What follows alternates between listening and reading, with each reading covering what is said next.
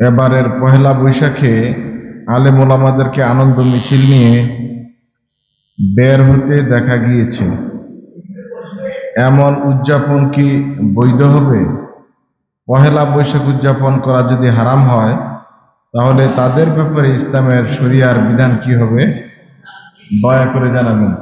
মঙ্গল শোভাযাত্রার নামে একটা কুসংস্কার জাতীয় সংস্কৃতি এদেশের মানুষকে জোর করে শেখানোর গেলানোর চেষ্টা চলছিল এতদিন। সেখান থেকে বাংলাদেশ মুক্ত হয়েছে। আমাদের তরুণরা, যুবকরা বুকের রক্ত ঢেলে দিয়ে নতুন বাংলাদেশ আমাদেরকে দিয়েছে। আমরা প্রকৃত ইতিহাস, প্রকৃত ঐতিহ্য আবার খুঁজে বের করবো এবং এই দেশকে এইটা থেকে প্রকৃত দেশীয় সংস্কৃতির দিকে ফিরে নিয়ে যাবো। এটা আমাদের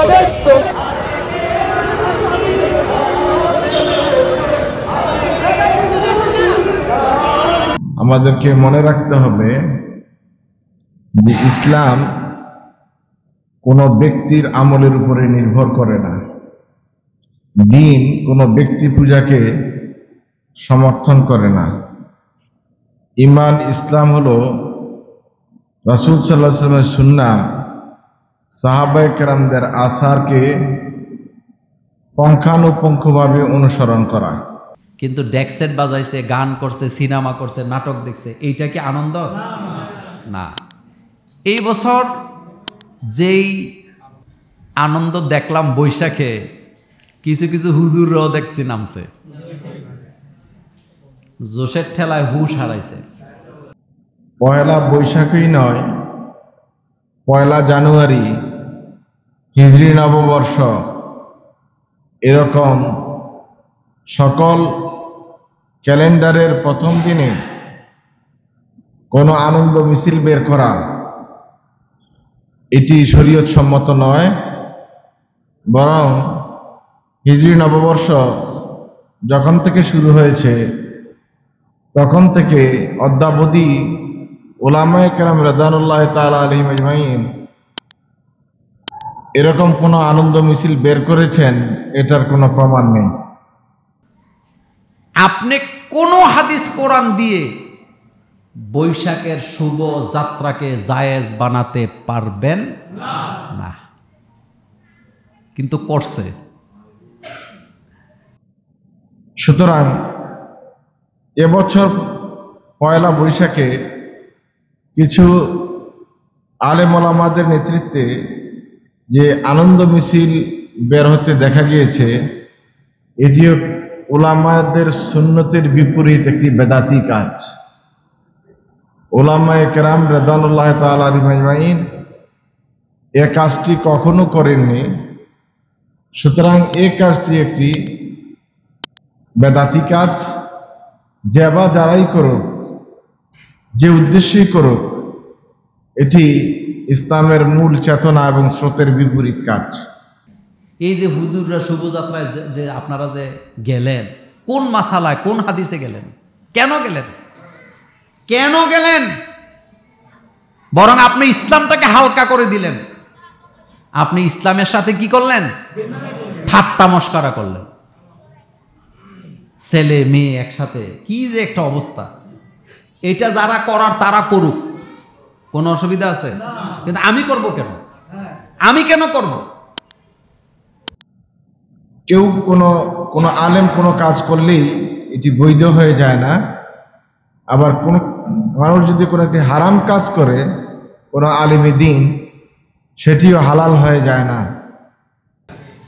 শুভযাত্রা শব্দটাই শিরকি কথা। ওই যে ওয়াল কাদরি খাইরিহি ওয়া শাররিহি মিনাল্লাহি, আমার ভালো মন্দ আসে কার কাছ থেকে? হালাল এবং হারামের মানদণ্ড হলো শরিয়াহ। আমাদের আসলাফি উম্মত, পূর্ববর্তী উলামায়ে কেরাম রাদিয়াল্লাহু তাআলা আলাইহিম আজমাইন, তারা কখনোই কোনো নববর্ষ উদযাপনে এরকম আনন্দ মিছিলে অংশগ্রহণ করেন নাই। ইসলামকে হালকা করে না। ইসলাম আপনার বাপ দাদা ধর্ম না। ইসলাম কোনো ব্যক্তির আবিষ্কৃত ধর্ম না যে মন গড়া আপনি পাল্টে দিবেন। এই হুকুম আসছে কার কাছ থেকে?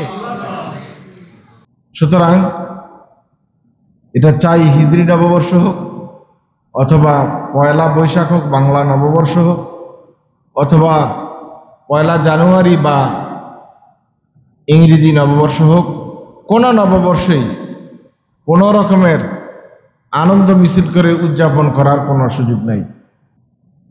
এই আল্লাহ তাআলার কাছে বছরের সবগুলো দিন একই রকম।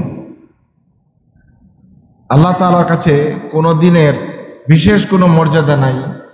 শুধুমাত্র শরীয়ত যেই সমস্ত দিনগুলির বিশেষ মর্যাদার কথা উল্লেখ করেছে এগুলো ব্যতীত, যেমন লাইলাতুল কদরের কথা বর্ণনা করা আছে, জুমাবারের ফজিলতের কথা বর্ণনা করা আছে, বিশেষ বিশেষ দিনগুলোর সুনির্দিষ্ট মর্যাদার কথা বলা আছে। এর বাইরে আবিষ্কার করে নতুনভাবে যে যেভাবেই কোনো দিবস উদযাপন করুক না কেন, এটি গ্রহণীয় হওয়ার কোনো সুযোগ নাই।